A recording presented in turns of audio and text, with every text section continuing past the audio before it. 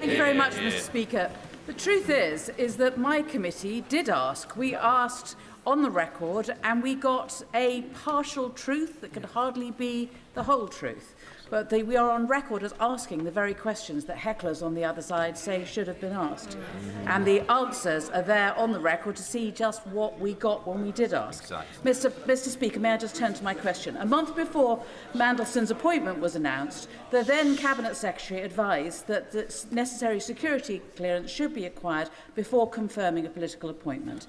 That doesn't seem to have been the usual practice. I'm glad that it's changed because it was clearly abused. Because what happened was that somebody, probably Peter Mandelson himself, leaked to the press his appointment as US ambassador, effectively bouncing the government into confirming it.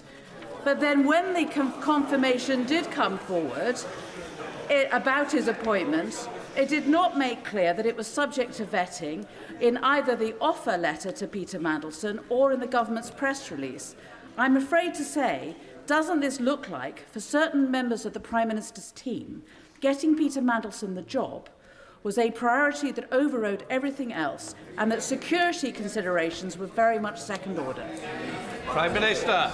Well, can I thank her for her question? Her committee did ask relevant questions, and that's why I have indicated that it was unforgivable that the Foreign Secretary was asked to sign a statement in response to those very questions without being told about the recommendation. The questions were asked. She was advised and asked to sign a statement without being told the relevant information, and that is unforgivable.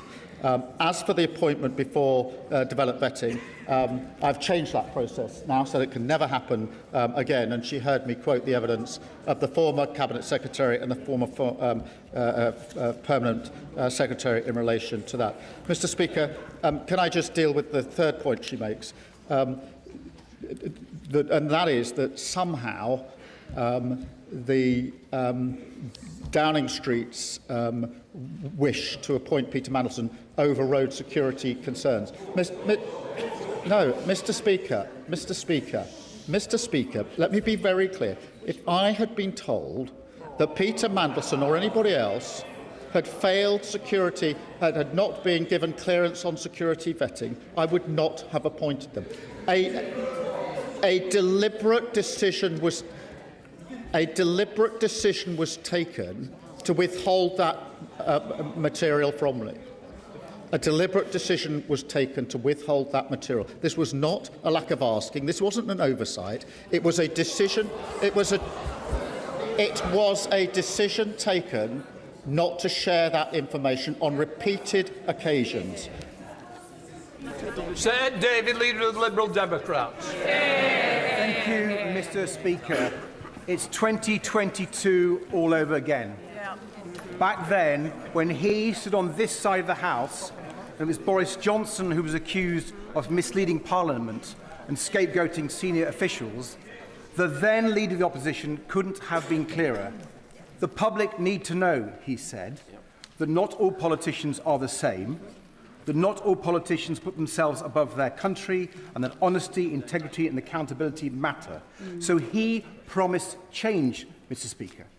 He promised to break the cycle and stop the chaos.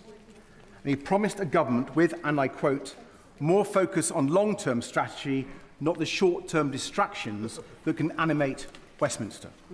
I'm afraid the fact that he even had to make the statement today shows how badly he has failed, how badly he has let down the millions of people across our country who are so desperate for change. He blames his officials. He says he had no idea. He gives every impression of a Prime Minister in office, but not in power. The facts remain, even on his own account. The Prime Minister appointed Peter Mandelson as ambassador to the United States, even after he had been warned about his relationship with Jeffrey Epstein. The Prime Minister announced the appointment before Mandelson had been vetted, despite the clear risk to national security of putting someone unsuitable in that role. And one of his top officials, just 3 weeks into the job, clearly believed the Prime Minister wanted Mandelson to be appointed regardless of what the vetting process turned up. And the Prime Minister has relied on the vetting process to defend his decisions. So why did he ask so few questions personally about the vetting process itself? We all know the truth, Mr. Speaker. The Prime Minister knew that appointing Mandelson was an enormous risk. He decided it was a risk worth taking. A catastrophic error of judgment. And now that it's blown up in his face, the only decent thing to do is to take responsibility. Back in 2022, the Prime Minister rightly accused Boris Johnson of expecting others to take the blame while he clung on. That was not acceptable then, and it's not acceptable now. So I hope the Prime Minister can at least tell the House this, and we'll be listening very carefully to his answer. Was he given advice by Simon Case, the then Cabinet Secretary, that the necessary security clearances should be acquired before he confirmed his choice for US Ambassador? And did he follow that advice? Yes or no? Mr. Speaker, after the years of chaos under the Conservatives, we needed a government focused on the interests of the people, the cost of living crisis, the health and care crisis, our national security. We needed a government of honesty, integrity and accountability. So will the Prime Minister finally accept that the only way he can help to deliver that is to resign? Prime Minister. Mr. Speaker, I set out in my statement the full facts. And in September, when the Bloomberg emails came to light, I asked the Cabinet to review the process, then Cabinet Secretary to review the process. He told me the process was as it should have been. And as soon as the information about security vetting came to light last Tuesday, I asked for the facts to be established so I could update Parliament. He asks me about the announcement before developed vetting. He's heard the evidence that I've given to the House from the former Cabinet Secretary and from the former Permanent Secretary. In relation to the advice from Simon Case, Mr. Speaker, when I asked the former Cabinet Secretary to review the process after September 25, he specifically addressed whether the process had been followed by referencing the Simon Case letter and assured me that the process was the right process to have followed. So in answer to his question, that was specifically looked at by Sir Chris Wormold in the review that was conducted in September of last year. Dame Diana. Sorry, Diana, but...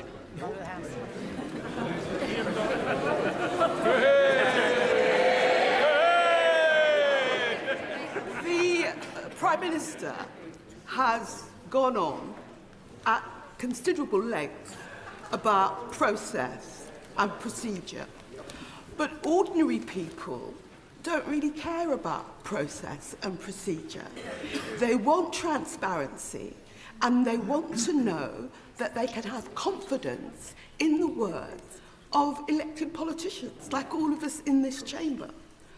On the question of Peter Mandelson, it was in the 90s that Peter Mandelson had to resign from the Cabinet for the first time because of his dealings with the millionaire Geoffrey Robinson.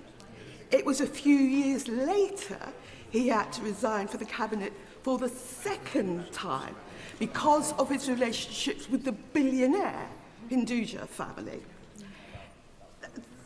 Peter Mandelson has a history.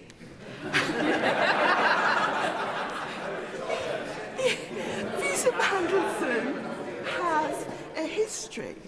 And what this House wants to know is why, knowing Peter Mandelson's history, going back now 30 years, and given what has been known, it's one thing to say, as he insists on saying, nobody told me.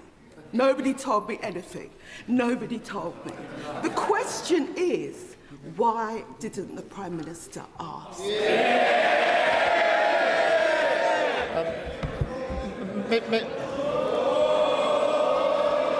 Mr. Speaker, in relation to her question, let me be clear. I should not have appointed Peter Mandelson. As soon as the further revelations came to light, I asked the Cabinet Secretary to review the process so I could be assured about the process. He wrote to me on the 16th of September, setting out the conclusions of that review and assuring me the process had been followed properly.